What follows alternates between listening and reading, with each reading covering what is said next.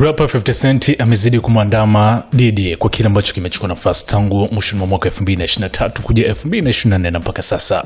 Mwaka 2025 kesi zinazomhusu rapper huyo kumwandama basi na pia imekuwa ni furaha kwake.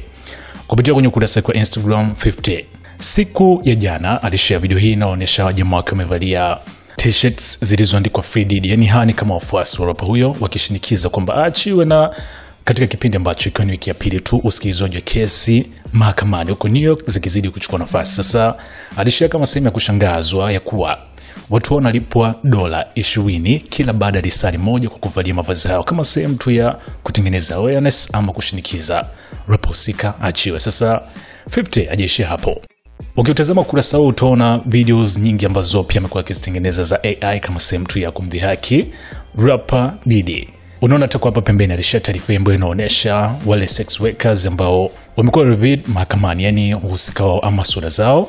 Na kubwa ambalo kwa sasa limeweza kuwashangaza watu wengi sana ni rapper huyo kuachia picha hii. Picha ukitazama vizuri huyu ni 50 Cent, lakini 50 ambaye ni AI picha kutengenezwa, si 50 Cent real.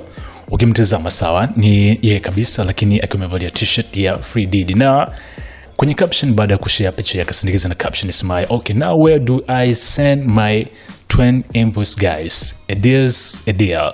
If you want, I can be there tomorrow from 2 to 4. Okay, yani kwamba anahitaji sasa kufahamu ni wapi ambapo anaweza kutuma hiyo invoice kwa ajili ya kupewa kiasi hicho cha fedha $20, kama ambavyo alikuwa amekwisha kureact kwenye video kwanza wale wafuasi wa Diddy kuonekana kumevalia mavazi ya Free Diddy kama sema kumuunga mkono.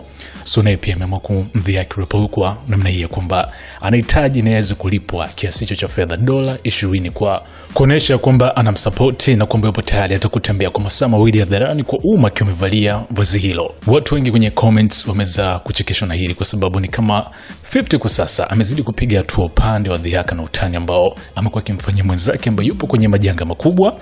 Na kuna baadhi ya watu tangu mwanzo walikuwa wamekwisha kusema hata kama ana makosa Diddy, basi 50 wewe ni mtu mwenzako ambaye ni mweusi, haukupaswa kuwa na furaha kubwa kama hii, hasa kwa kutumia ukurasa kwa Instagram kutokana na ushawishi wako kuzidi kumchafua. Wewe una kipi cha kusema kuhusiana na hili ambalo limechukua nafasi kumhusisha rapper huyo ambaye tangu miaka nyuma wameonekana kutokuwa sawa? Hii hapa ni SNS Mini Gen Man.